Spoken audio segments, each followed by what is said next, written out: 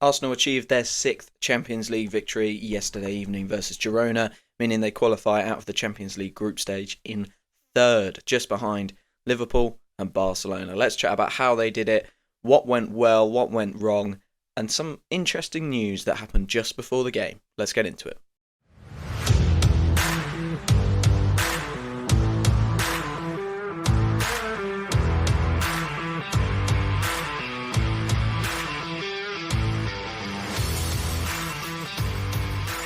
Good morning and welcome back to another episode of Arsenal Unfiltered, your 3 times a week dose of Arsenal coverage with me, your host Mark, and today is a match review of Arsenal versus Girona. Arsenal 2, Girona 1, a good victory in the end, which we needed based on who we could have had in our next round of the Champions League, in the round of 16 of the Champions League, I should say. And I enjoyed last night's game. It was not jeopardy free, but it didn't feel like the jeopardy was so high that you were stressing as a fan sat there watching it. I hope you enjoyed the game as well, wherever you watched it from, and that you and your family and all the ones that you hold dear are very, very well.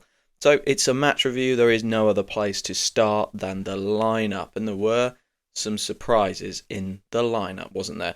I think we all expected rotation. I think we all expected lots of players to get sit-downs, Havertz, Rice. That was all good news, if you ask me. Interesting one, though, was Neto starting in goal, and we will obviously come on to him and his performance a little bit later. But Mikel Arteta was asked before the game, is that just rotation, or is there an issue with David Raya? Now, he said there was an issue with David Raya. David Raya did travel, though, so it can't be a major issue, if you ask me. He wasn't on the bench, so it's interesting, right? Before Manchester City, we lose, in commas, our key player in David Raya, our keeper, and then Neto throws up a slightly shaky performance. So it is very interesting to see that happen, but I'm not stressing about it, if I'm honest. It's quite rare for a goalkeeper to pick up an injury in an innocuous training session right before the game that would put them out for a significant period of time. Of course, he may have been doing some handling drills and hurt his finger or hurt his hand or something like that, but they're not doing sprints in training. They're not doing too much contact, especially one day out from a game. So I'll be interested to see it. Is that just maybe a mind game from Mikel Arteta? I don't really know what he'd get out of it, but I think it was nice to give Neto some game time at least and make sure that his loan to Arsenal wasn't without at least an appearance. And nice for him to get a Champions League game at that as well. As far as the rest of the lineup went, I thought it was sensible. We gave some really important players some rest. So Declan Rice got some rest. Kai Havertz got some rest. Jurrien Timber got a half rest at least, We also saw Saliba get a full match of rest. And Martinelli got about 80 minutes of rest. So really, really pleased that we were able to rotate players. Let's quickly just run through the rest of the lineup. Thomas Partey at right back, not our favourite thing in the world, is it? But it works for a period, and it works for games like this. Jakub Kiwior, right centre back. Gabriel, Calafiori make up the back four, with Jorginho, Marino, Ødegaard in front of them, and Nwaneri, Trossard and Sterling as a front three. So it's fine as a lineup. I mean, I wasn't too precious. However, we really lined up for this one. I felt we needed to go strong enough to win. But as I said on the Arsenal Roundup the other day, Girona are not a team that are flying. We didn't need to roll out Declan Rice for this game. We didn't need to roll out Kai Havertz for this game. Yes, they go off the bench just to help us manage it out. But, they're not a team that were flying. And I think this was a plenty strong enough team. And it started well. We had the ball in the net very early doors from Calafiori, ruled out for a tight offside. At that point, I was thinking, this is going to be pretty comfortable, actually, because Sterling was looking good and he played that ball through. Calafiori was marauding up and down that left-hand side, and we looked in control. But let's talk about it. It was a difficult first half in the end. And I posted on Blue Sky, it was more about bizarre moments than any sort of quality this game. And the first bizarre moment came from us. Well, the first two bizarre moments came from us. Let's be honest. Neto's debut, his shaky start, his first moment was losing the ball. Now, I think Jorginho had given it back to him, and he just it's something we've seen a lot of Arsenal keepers do. I think over previous years as they've come in, we've seen Aaron Ramsdale do it, David Raya, and now Neto. It's kind of early Arsenal career uncertainty because they know that Mikel Arteta demands so much in terms of distribution from their keepers, finding the right pass, being clever in the build-up, and actually you are kind of another centre-back, you're another outfield player when you're playing goalkeeper for Mikel Arteta. And I think we've seen it with a number of these keepers. You don't see it with David Raya anymore, but just kind of that uncertainty of, okay, I've got the ball. I'm used to hoofing this, I'm used to putting this in the channel. I'm at least used to clipping it just into an area and letting the other lads sort it out. And it looked like he thought about that for a moment and then stopped and thought, hang on, I need to be playing a clever pass here. And that allowed Girona to get onto him and put pressure on him. Look, thankfully we recovered at that point. It would have been a horrible, horrible way to mark your first touches in an Arsenal shirt. But yeah, it was a really strange moment. And I do think that one in particular it's just the nerves of playing for Arsenal. He's played for big clubs before, but I think Mikel Arteta is so demanding of his goalkeepers to be more than a goalkeeper that actually we've seen this multiple times. And that's just part of it. In my book, that is absolutely just part of coming into a new team and a new style and adapting to it. He's been playing for Bournemouth for a few years now. They're a really good team this year. I don't want to disparage Bournemouth in any way, shape or form, but I don't think that they put the same onus on their goalkeeper that we do in terms of build-up play and what they're asked to do. So that's just part of it. I was happy to forgive him that. One thing that I thought was very strange and absolutely not part of, debut nerves is the Girona goal. Now, let's be real here. Neto is not the only person to blame in this goal. Thomas Partey and Jakub Kiwior get it all wrong, as Jakub Kiwior is drawn in as the Girona attacker drops deep. Kiwior is drawn in.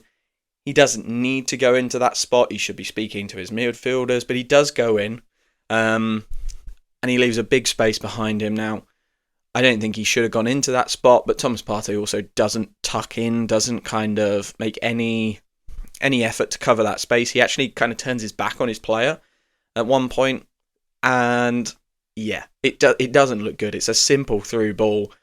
Yes, they've got that wrong, but it's quite high up the pitch, and then we have a really strange moment. The reason why I say I can forgive the other one because it's nerves and Mikel Arteta kind of demands a lot from the keepers, and it's almost like not quite second nature to them. They've got to think about it a bit more. So I can forgive the one where he's, kind of messed up with the ball at his feet and has hesitated on it. I absolutely understand that. This one, though, is in the strangest position. Like, the strangest position. He's so high. Remember, we don't have the ball. This wasn't a quick turnover. It's so high, and he then doesn't come flying out to meet the player, which I think would have been the wrong choice. But it's a better choice than not backpedaling and just kind of stopping outside your penalty area. It's a very strange moment from Neto, and like I say, the other one is probably, I'm second guessing it because what does Mikel Arteta want me to do? This is goalkeeping 101, positioning. In a one-on-one, goalkeeping 101 in a one-on-one. That's very difficult to say. But he should be getting his positioning right there. He should be knowing that as soon as that through ball comes in, he needs to be either, if he thinks he can get it, flying out and getting it, which I don't think, he's 35. I doubt he's got the pace to do that. In which case, he needs to be backpedaling and covering his goal and allowing the defenders to chase back, put pressure on, but also making Danjuma make a decision.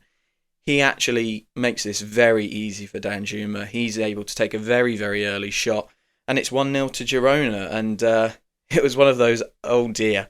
We thought this was going to be a comfortable evening, and then all of a sudden we are 1-0 down and starting to look at what are the other results, where are the other games at, are we still going to finish third? So what was Arsenal's response? Well, we went back into kind of playing very similarly to how we had been playing, and again, we kind of regained control of the game, but didn't have too much impetus.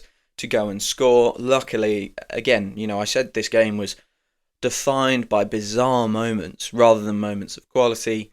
Luckily, Girona had their first bizarre moment not long after our bizarre moments in our half, where the defender chops Thomas Partey down. It's so unnecessarily. It is so unnecessary. I was sat watching the game with my fiance, and I was like, "Oh, I don't think they're going to give that." With VAR, I think they're going to overturn that decision. And she was like, "No, he definitely chops him down." And then we watched the replay, and the reason I didn't think they were going to give it is because Thomas Partey had kind of clearly overplayed the ball. It was outside of his sphere of control, and he knocked it past. But then, the reason my fiance said, no, that's definitely a penalty is he is absolutely scythed down by that defender. And it was so interesting because we were sat there going, which way is this going to go? And actually you can see from one of the replays when you're looking at it from behind that there's no defender there really to cover it. So Partey did have a chance of getting the ball. So obviously they've given the penalty based on he's tripped him and stopped him competing for that ball. But whilst I get that, it's a strange decision from the Girona player because Thomas Partey is not, he's not Ethan Nwaneri, he's not Gabriel Martinelli. He probably doesn't beat a defender to that. And even if he gets there at the same time, does he compete with them? All those defenders in that space? I personally don't think so. You have to give it as a penalty because there's the chance he might compete with them. But, if you're the defender there, you're thinking, what have I done? What have I done? I've chopped down a player who really, knowing his quality, knowing his speed, didn't have too much chance of getting there. So, yeah, a bizarre moment. Their first bizarre moment. They obviously give us another penalty later in the game, which I'll come on to talk about. But Jorginho taps it away. It's a very Jorginho penalty. He does his classic run up. I don't think it's the best penalty in the world, but he manages to squeeze it past the goalkeeper's hand. And we're 1-1, and I think it's settled some of the nerves, perhaps. And I would imagine Neto was feeling relieved as that went in. I've said a number of times this was a game lacking quality, but many, many bizarre moments. Well, it did have one moment of quality, didn't it? And that is our new star boy, our new sensation, Ethan Nwaneri. I mean, this goal is so very him, but also so very Bukayo Saka. We're looking around going, how do we replace Bukayo Saka in the market? How do we go and find a backup for Bukayo Saka in the market? Don't bother. Don't look any further. This kid is it. And I think the fact that Arsenal are in for Sfere Nipan might indicate that Ethan Nwaneri is long-term seen as a right winger. Because if you're looking at squad building, you've got Martin Odegaard in that attacking 8 position, and then we all assumed Ethan Nwaneri is the backup to him, which I think he still currently is. But we might be looking at this and going, if Ethan Nwaneri could be back up to Saka and rotate with him on those minutes, and we can find another Martin Odegaard, another player to back up that attacking 8 position, then you've got 2 incredibly talented teenagers backing up your 2 stars. Okay? And that's a great place to be. I think Ethan Nwaneri looks much, much better from the right wing than he does at number 8, just because he's got less options. If you're in number 8, you have to deal with a number of options all around you. Do I pass it forward, backwards? Do I take on the man? Do I need to switch the play? Whereas at right winger, you are given the ball much higher up the pitch, so you can be a bit more expressive because your turnovers are less costly. If he loses the ball in the right wing spot, we've got a lot of opportunity to stop, a counter-attack. Whereas if you lose it in some of the positions Martin Odegaard takes up, it's very, very difficult to recover, and it's very easy for the opposition team to spring a transition or a counter on you. So yeah, I think he's brilliant in right wing, and he proved it again yesterday. He picks the ball up from Trossard. I thought Trossard had a difficult game up until this point. His movement really wasn't where it needed to be, but he found a very good position to pick the ball up just on the edge of the area from Martin Odegaard, and he plays a great ball into Ethan Nwaneri. It was the moment where he actually got free, and was able to be a focal point. He was able to be a striker in that moment. I think he'd kind of been a buzzy kind of false nine, but hadn't done too much in terms of contributing to build-up play until then. He drops deep at this point, and it really starts to make this goal because the defenders are not sure whether to go with him or to stay on their line. And as he feeds Ethan Nwaneri, those defenders are just slightly off balance, slightly out of position as they try and figure out what are they supposed to be doing with Trossard, which allows Ethan Nwaneri to go. And go he does. He flies inside. Nice kind of drops of the shoulders, beats 2 or 3 men, and whips the ball into the far corner past the Girona goalkeeper. It is an incredibly good finish. Like I say, it's Bukayo Saka-esque. I think Bukayo has scored a goal very, very similar to this earlier this year. And I was so pleased for Ethan Nwaneri. It's his first Champions League start. He gets a goal on his first Champions League start.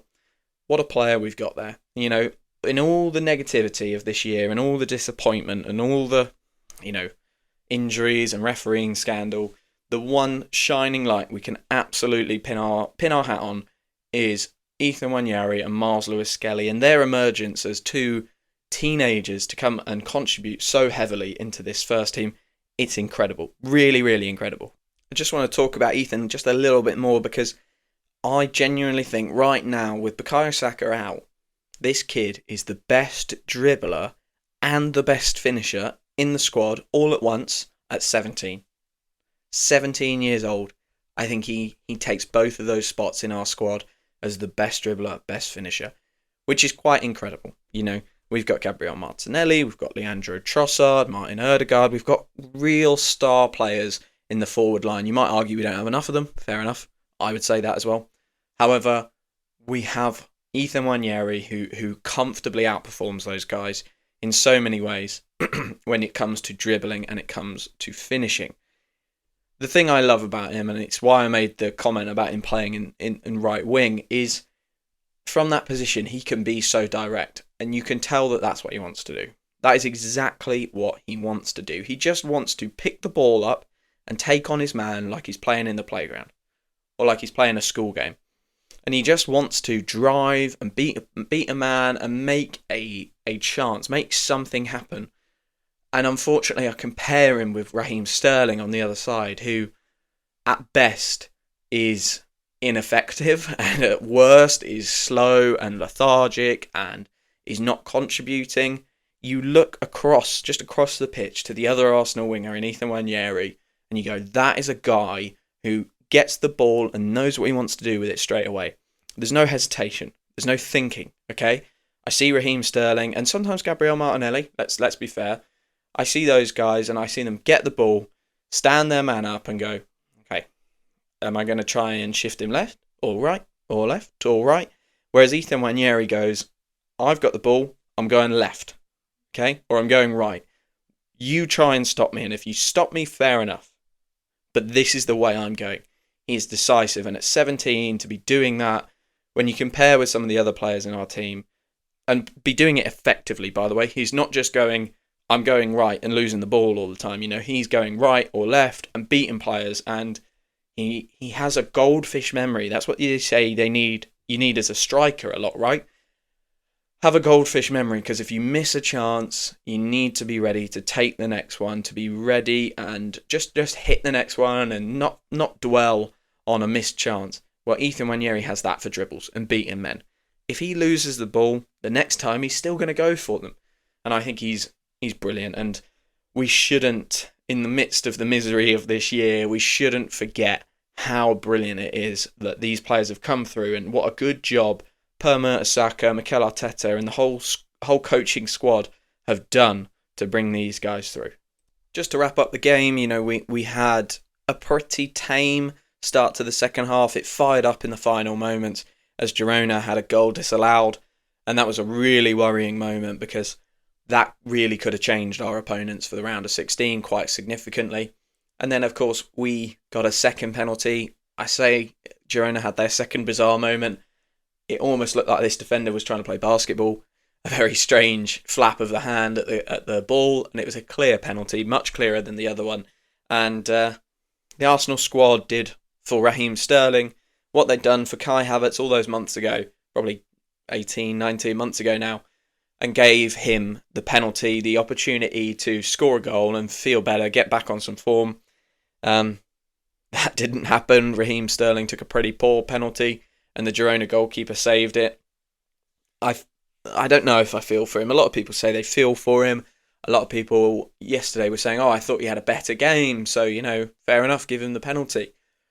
I think we've set our bar so low for what is a good Raheem Sterling game. I think, for me, the games that we're looking at and saying, he's doing better today, he's having a good game, it's just that he's not being he's not negatively affecting us. If anything, he's not negatively affecting our attack or our build up, but he's still not providing any final action. He's not beating his men, he's not providing quality crosses. I think it's really, really poor from him at the moment, and he just feels like a body to do minutes, and we're basically playing with sort of 10.5 men when he's on the pitch, and this penalty kind of summed up his time at the club. It wasn't the worst penalty I've ever seen, but it certainly wasn't good, and the Girona keeper makes a good save, and I do just think that if we can get someone in, even if it's a youngster or anyone really, to replace Raheem Sterling in this final half of the season, that would be a more favourable thing. Obviously, Martinelli and Trossard can't play every minute, but if we can play Nwaneri off the right wing, and we can get maybe one more player in, that might give us an option. I think we need to do something there. I think he wasn't the only concerning performance of the night. For me, Mikel Merino really didn't show up. Now, I've been someone who's really held back on criticising the summer business. I think, actually, it's not super fair to criticise the summer business at this point, because we really haven't seen Calafiori too much, and we really haven't seen Mikel Merino shine, and there is potentially a player in there still. The other two, Neto and Sterling, were not in the plan, so, I don't blame them for that. They had to get a body in. I don't think you could have kept Ramsdale or Reece Nelson. So they basically just replaced those guys with bodies because they couldn't get they couldn't get Garcia for the goalkeeping position. They couldn't get Sesko for the forward position. They had to go off plan, and I understand those. So yes, I've waited, and I think the last 2 games have shown that Calafiori can be a really, really good player, and we shouldn't write him off.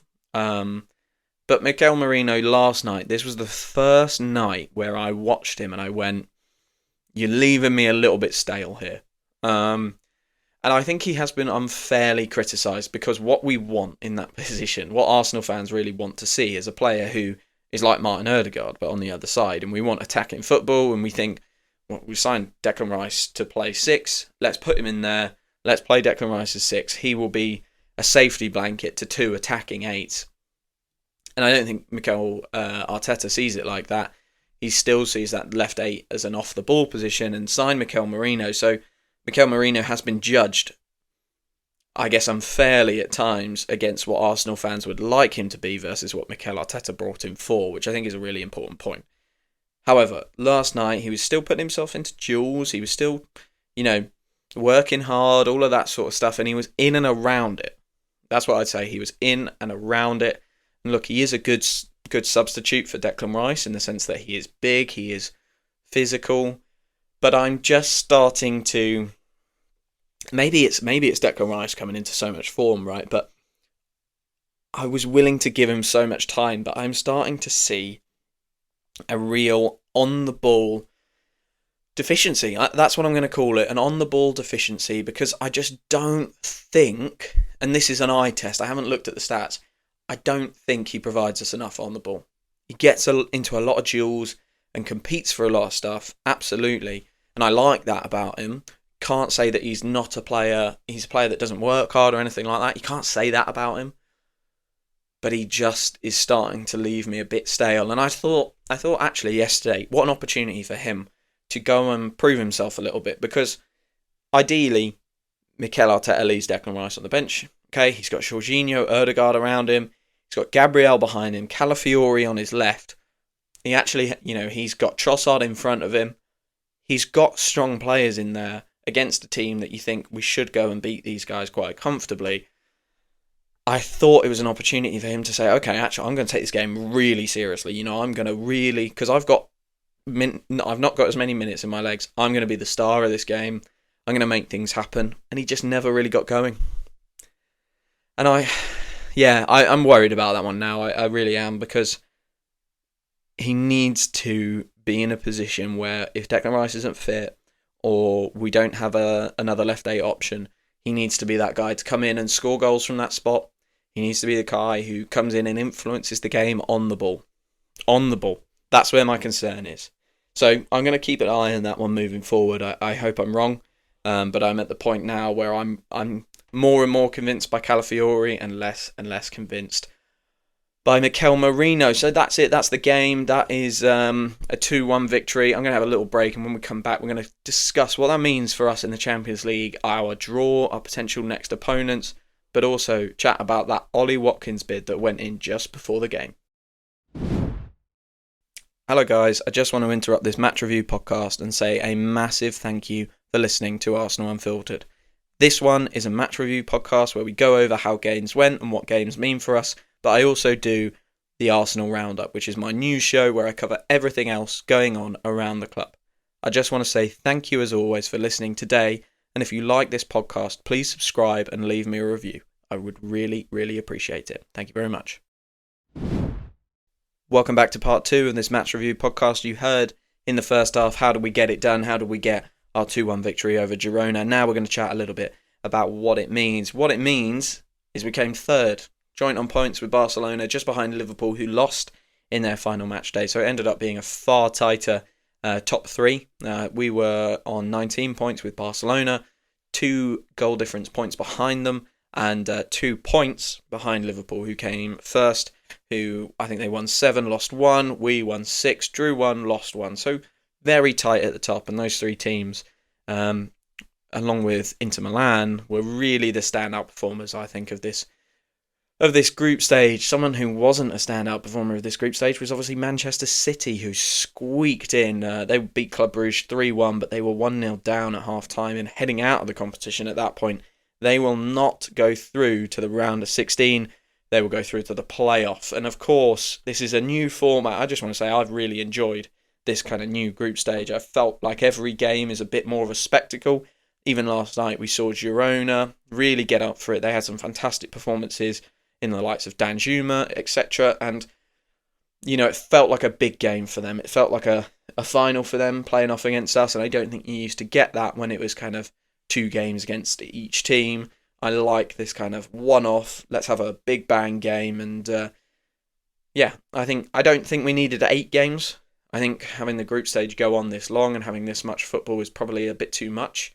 However, I've really enjoyed the games as and when they've come. And we've had some incredible games, not just Arsenal games. We've had some really interesting Champions League ties. So, I think it's been really good. We now go into a really interesting period where Arsenal and Liverpool will not have to play. Oh, and Aston Villa as well. They snuck into the top 8, didn't they? I think they did. Let me just double check that. Yes, they did. So there are 3 English teams who will not have to play an additional 2 games. Manchester City will have to play those games. It's interesting. It's really interesting. I think there's still a threat from Manchester City. So it's good that they have to play additional games. I think that's an important thing. I didn't want them to go out, interestingly. I just saw a lot of posts online talking about, this is very funny. And I was like, well, we want them in this competition because we want them exhausted for the Premier League, right? I think it would be funnier if they miss out on top 4. But we'll see. We'll see what happens. And if the additional games do affect them in the Premier League, or if they get back as to how they were and just start cruising through things. But what does it mean for Arsenal? So like I say, we are into the round of 16, which means that we will not play the Champions League games again until March, whereas the playoff teams will play in February. So that's really important. It gives us an opportunity to go and have a bit of a winter break, with us also being out of the FA Cup. So it gives us an opportunity to rest some legs and give us a break, which we desperately needed. So we really needed to do this. The other thing we needed to make sure we did is come third okay? Because actually, this really changed our opponents. If we'd come 6th or 5th, I think it was, which it looked like we were going to do when Girona, in quote marks, scored that offside goal and it went to 2-2, that was where we were going to be 5th or 6th. And really important that we got the win again, because our opponents in the kind of live table could have been Real Madrid, Manchester City, Bayern Munich, or Celtic. Now, that's not a good... I'd love to get Celtic in the round of 16, but realistically, they were going out against any of those teams, I think. So, Real Madrid, Bayern Munich, or Manchester City? No, thank you. No, thank you. Instead, we will now face as one of our possible opponents in the last 16, AC Milan, PSV, Feyenoord, or Juventus. Now, for me, AC Milan are the strongest out of that group. Juventus are obviously a team steeped in history and tradition, but they are not exactly singing in Serie A this year. They've got a lot of draws. I don't think they've been beaten yet. That might have changed in recent weeks, but I've seen a lot going around about they were unbeaten for a long, long period. But they weren't scoring a lot and they weren't making easy work of any opposition. They were kind of picking up draws and, not doing great. PSV and Feyenoord, all due respect to their league, but we should be getting through against teams from their league, even the best teams out of the Dutch league. AC Milan are probably the strongest. They have some really good players, Theo Hernandez, Rafa Leao, so they will be one to watch. But the most important thing is that we came third. We got on this section of the draw, so that we avoid those big teams early. If you want to win the Champions League, you will have to beat your likes of Bayern Munich and Real Madrid, but if we can avoid them early and get some easier runs through, that always gives you a better chance. So really pleased with that. And we did our job. We did our job, and that was the most important thing. And finally, the big story that broke outside of the game was maybe a couple of hours before sort of 5:30, 6 o'clock. We got the news here in the UK that Arsenal on Monday had sent a bid to Aston Villa of £60 million for Ollie Watkins. Now, it was met with real mixed emotion online. First of all, a lot of people were saying, "Oh, that's going to annoy Aston Villa. They're going to be very frustrated about the timing of this bid." Actually, this is the timing that it launched. David Ornstein has since confirmed that Arsenal sent this bid on Monday, and it was basically rejected out of hand very, very early. So we didn't do this right before the game. This was sent on Monday, and the story just happened to break right before the game. So, I don't think that has any legs, that we were doing it to annoy Aston Villa, or we were timing it in such a way to be cheeky. One thing it does is show just how much goes on at a successful football club that we don't know anything about. Because Ollie Watkins was not on the radar, right? Ollie Watkins has been a player I've admired for some time, but I've wanted him at Arsenal for a little while, probably since he was very good in his first season at Villa. And I thought, probably with us never having heard about it, or on there not being serious links for some time, that ship had sailed. Obviously, he is now back in contention to come in and be another striker with Kai Havertz in the Arsenal squad. £60 million bid, it was rejected. Arsenal are expected to go in with something a little bit more appealing financially. However, there's a really interesting development that is happening at the same time, in that John Duran is trying to get a move, or whether he's trying to get a move, or Saudi are financially incentivising everyone to get a move done to the Saudi league. Yeah, it's looking like 77 million for John Duran, which is a big number for a player who's played so few minutes. And it's an interesting one because he also has Premier League interest. We know West Ham made a bid for him. Aston Villa will not let both Ollie Watkins and John Duran go. It looks like John Duran has got a medical scheduled, so that is not, a done deal, but it shows that it's further along than maybe the Ollie Watkins deal to Arsenal might be. So whilst it's exciting, whilst you can see clearly there are things going on that we know nothing about, we should be patient and trust the club and let them do their work behind the scenes, it might not happen. This might not happen. If it were to happen, would I like it? I would. I really would. The reason being, everyone's kind of looking at his age and saying, he's 29. Are we going to pay 60, 70 million for a 29-year-old? And for me, I just think 30 is no longer that kind of career death point, right? We've actually seen a number of players go on and excel after 30. Harry Kane, he's really thriving after 30. There are a number of players who because players look after themselves better, and actually, in Ollie Watkins' case, he didn't fly onto the scene as a 17-year-old. He had to go through Exeter and then Brentford before he got his big Premier League move to Aston Villa. So he didn't get high-octane football at the start of his career. He was lower down the leagues. He'll have less in his legs. There's a chance here that this guy has a career until he's 33, 34.